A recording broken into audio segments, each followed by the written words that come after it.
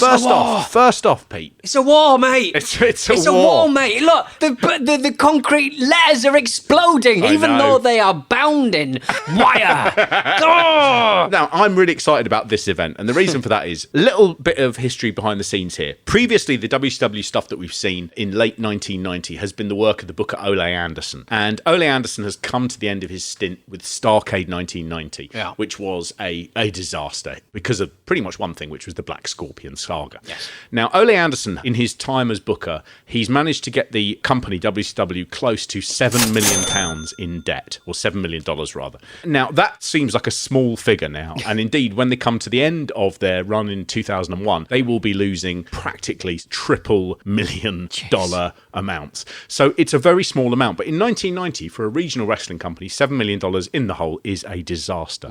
So when he goes in January 1991, they get a temporary booking committee together under the exec producer Jim Herd. It consists of Jim Ross, Tony Schiavone, who's the announcer, Kevin Sullivan, the old wrestler, and Ric Flair. And they try their best to try and work out a way to go forward, try and cut down this huge amount of money that's disappearing. But Jim Herd basically says, look, this is just a stopgap measure. We need a full-time booker who can take us through to the future. And one name comes up, and that is the name Dusty Rhodes. Right. So he returns to WCW 11 days after his match at the Royal Rumble against Ted DiBiase and Virgil. As soon as he comes back, Ric Flair and he sort of, knock heads. They don't really get on, so Ric Flair moves off the booking committee at this point. Now, there was one request that Jim Herd had for Dusty Rhodes, which was, you must not be an in-ring competitor. And part of the reason was when Dusty Rhodes had been booking all through his career, and he'd done the NWA in the 80s and Florida all through that period as well, he basically would put himself in the main event all the time, and everything would be built around Dusty Rhodes. So they said, one thing, please, you cannot go into the ring. And Rhodes, quite surprisingly, went, okay, that is fine. It's fine, Daddy. That is fine. But, Daddy, I've got one single request I would like to make to you. And they said, what is it? And he said, Big Dust ain't going in the ring. He said, but I want to push my son Dustin the Natural Rhodes. And they said, okay, fair enough. And for a year, Dustin Rhodes would be so protected in the WCW. Right. He would be pushed and pushed and pushed, probably to a level that wasn't commensurate with how much the crowds enjoyed seeing him. Mm-hmm. Certainly backstage, people were very down on it. But he did not have a loss on a major show or pay-per-view for the next year. Is that right? Yeah, entirely protected. Is it fair to say, though, that he, with his height, would have a physicality that people could not deny? Because if he was the wrong shape or the wrong size, they could sort of go, The thing about Dustin Rhodes is, had he not been Dusty Rhodes' son, he probably would never have been given the opportunity to become the really good wrestler that he became. Yeah. So his period in the WWF was very early in his career. I think he'd been wrestling for 2 years. Right. And there he is on the Royal Rumble. Yeah. And he is really green, and he is one of the least prepared wrestlers you've ever seen in WWF up to that point. By the time he comes to WCW, he's obviously been in the WWF. He obviously knows there's pressure on him. And actually, even in this, so this is the event where his big push starts. Dusty's first show, also Dustin's first show. You can really see he's working hard. Yes. And I think he's working hard because you'd have to be stupid not to realise that if your dad is the booker, you are going to either have to be very fucking good or you're going to have to be very fucking gone. So, did you enjoy this one? I really, really did. Around about this time, WCW is perfect because it's like they're not on the clock. It's like they've all been tasked with filming like a greasy lens 80s music video. And there's beauty queens on the ramp for no fucking reason. There's the capacity crowd. It's not a capacity crowd in any stretch of the imagination. Tony Schiavone said, this capacity crowd. Now, look, I've done live podcasts before, not WrestleMania podcasts, but I've done live podcasts before. If you remove half the seats, that is technically true. It's a capacity crowd, but you can't do that on a 15,000-seater in Phoenix, so that is bullshit. Yeah, I tell you what, also, there's a shot right at the start where they do show the ring, and if you look to the left, you will see 10 or 15 empty rows of chairs. Stacks of them. Guys, come on, just pull shot. bit tighter. Bit tighter. It's like 10 rows of it. They had 6,800 people there. Yes. But only 4,300 paid. So that is 2,500 people. So more than 50% of the audience. And capacity is 16,000, I believe. Yes, so, that's right, yeah. But I mean, there'd been a WWF live event the night before, 2 nights before, in the same area. But they got 6,000 in. So the WWE were just, even on a really basic level, were trouncing WCW. And it probably wasn't even like a big pay-per-view. Exactly, it's just like a house show. Yeah. They have some sort of like opening shots of Arizona. Yes. WCW have far more of a sense of this is a sport. We're not going to give you razzle dazzle. Yeah. We'll just show you some shots of this arid, unlovely area. Here is just like downtown Arizona. And we'll just go, Arizona, Arizona, Arizona, Arizona, start the show. It reminded me slightly of Dallas, those opening shots of Dallas. Yeah. You know, there's a lot of Japanese people in the front row yes. In this as well. They were building up for a huge show, and I mean huge in terms of wrestling, and probably in Japan, which was with New Japan Pro Wrestling. And it was the start of a quite long-running, friendly partnership that the WCW would have with New Japan, and that would run throughout the 90s until basically WCW got so big that it didn't really need them. Right. And once again, I mean, WCW is doing 6,800 people for this pay-per-view, and of that, 4.5 have paid. Yeah. Well, the next month they're going to get to show you a combined pay-per-view which takes place at the Egg Dome, which is a proper stadium. Yeah. It just makes them look like such a big deal. Everything they did in Japan, you could show on television here, and you'd go, you think that we're like bargain basement. But look what we're like when we go abroad. They love us. You know, the fans are jammed in here. We understand a lot of them were camping out overnight to get the few remaining tickets. Ringside seats sold for $250 a piece, ladies and gentlemen. It's been a tremendous week.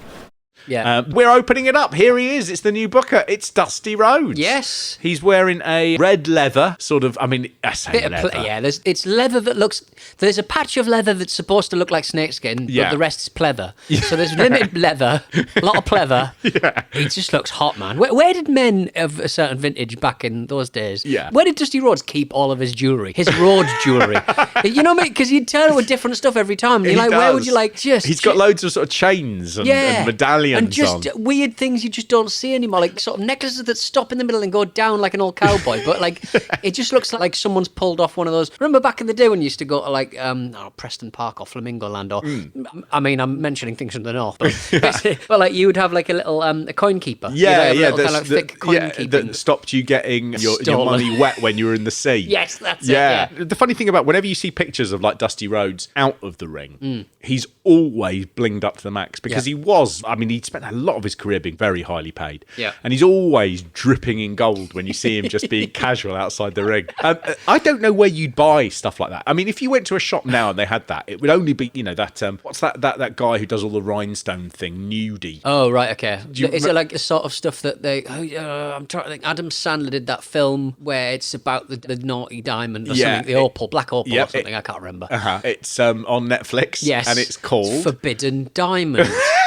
I can't remember. All I remember from it, I'm not going to spoil it. Settle Down. Is it called Settle Down?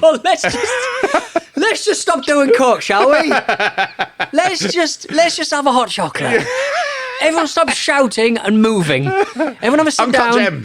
Uncut Gems. Oh, that's what it. a relief. That's it, yeah. There was a famous wrestler at the turn of the century called the Terrible Turk, who was called, not like the 2000, I mean like 1900. Right. And he was a very famous sort of bad guy. It's like forerunner, rather, of like the Iron Sheik. Yeah. Terrible Turk. But he was supposed to have drowned. I can't remember if it was on the Titanic or a different shipwreck. Because he was wearing too much bling. He had all of his money. He used to carry around with him constantly in the form of gold. Right. So anytime he got paid, he would put it all together until he could afford a gold bar, and then it would be sewn into his clothing. So wherever he went, he had all of his money safely on him. His knees. And when the ship went down, I mean, he couldn't swim. That was just it. Sounds like a parable, man.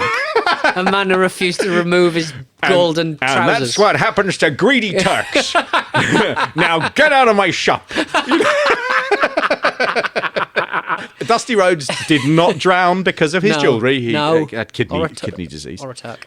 Jim Ross has turned up in his traditional old tuxedo as well with bow tie, which really gets across the power of Dusty Rhodes there, where Dusty Rhodes is like, new way of doing business, daddy. It's not these stuffed shirts, daddy. It's all, he's got a camo hat on as well, a baseball cap. He's a flamboyant trucker.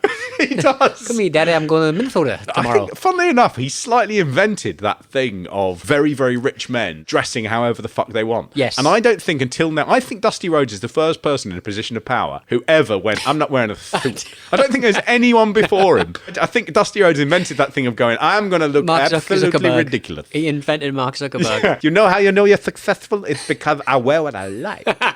He really has. There's going to be 2 rings. Yeah, I mean, we have to sort of get into a mark. There's 2 rings in this match. There's 2 rings in this pay-per-view. Yeah, it's a funny one because they interchange between them. So they'll have one match in the first one, the next match take place in the second one. I don't think it really makes a difference to the people who are even at ringside. I mean, it just matters that one ring will be spattered in possibly blood, but definitely chewing tobacco, yes. and the other one won't be. So, The thing I like about it is it does remind you the whole time you go, don't forget what you've got coming up, which I really like about the two rings thing. And I also like it that they sort of going, well, we've got to have this War Games and there's no way around it. So it's not like we'll bring a ring out for that match. We'll just have to rig it all up and you guys are going to have to work around it. And there's something funny about how I think there must have been lots of temptation throughout the whole thing to go, I could just do something with it. I could throw him from this ring into that ring. Why would nobody do it? Why did... I think it's very much they're told not to. Don't start pissing about with that. That is for the big boys later. Yes, that's the big boys with the big checks. Yeah. Maybe when you start selling out buildings, you can do what you like with both rings.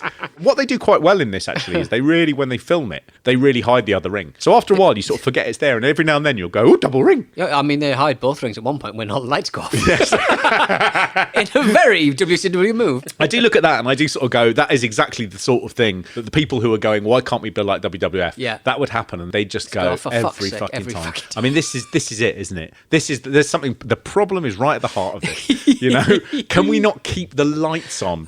Tell you what else really made me laugh, just on that same thing, right at the end they have the credits come up, and it says at one point, just as the word video editing comes up, it starts like juddering like that. It couldn't be better. The Genlock system that they got from Tandy. Yes, properly good. What an advert. What an advert. Well, my gorilla's a little bit more than just a ordinary gorilla. He's a bad gorilla, and there's some inside him that might be a little bit human. So it's going to be a big surprise in the Omni. The Nikita and Ivan Koloff world titles against Dusty Rhodes, the American Dream, and a full-blooded American gorilla, brother. And there will be gorilla shit all over the Omni. I got that so fucked up.